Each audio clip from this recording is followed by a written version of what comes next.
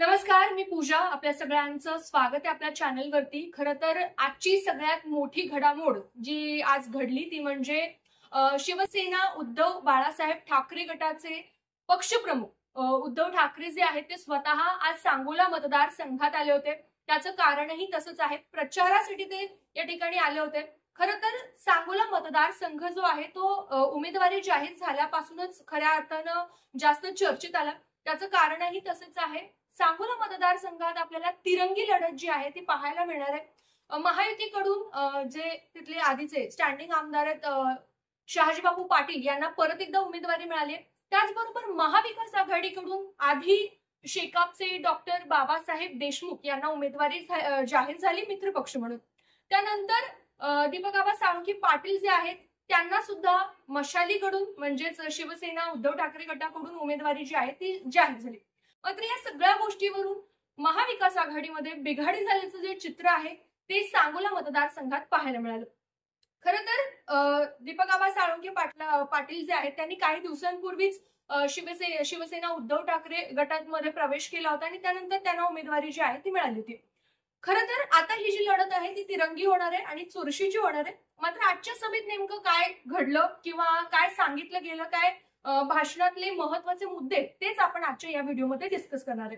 खरं तर उद्धव बाळासाहेब ठाकरे सांगोल्यात आले आणि त्यांनी एक महत्वाचा मुद्दा जो सांगितला तो म्हणजे महाविकास आघाडीकडून सांगोल्यात एकच उमेदवार आहे आणि ते म्हणजे दीपकआबा साळुंखे पाटील. त्यांनी सडेतोड भाषण केले, अर्थातच स्पष्ट वक्तेपणा त्यांच्याकडे आहेच.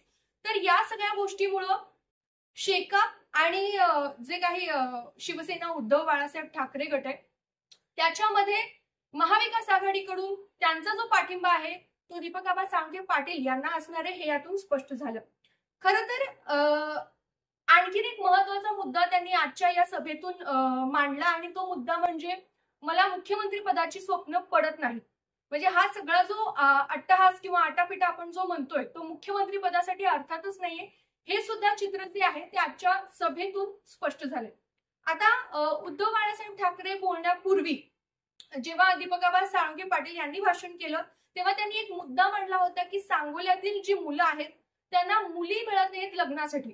तर हा सुद्धा मुद्दा जो आहे तो उद्धव ठाकरेंनी त्यांच्या भाषणात मांडला की जरी महायुती सरकारने मुलींचं जे उच्च शिक्षण आहे ते मोफत केलं असलं तरी मुलांना सुद्धा शिक्षणात ती जी सोय आहे ती करणं महत्वाचं आहे.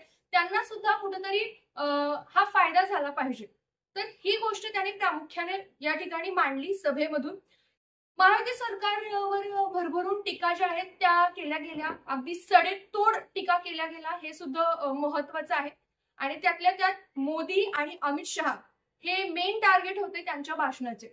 म्हणजे गुजरातमध्ये जे काही महाराष्ट्रातले प्रोजेक्ट्स आहेत ते गुजरातला हलवण्यात येत आहेत त्या सगळ्या गोष्टींवरती त्यांनी एकदम स्पष्ट वक्तेपणाने त्यांचं जे मत आहे ते मांडलं.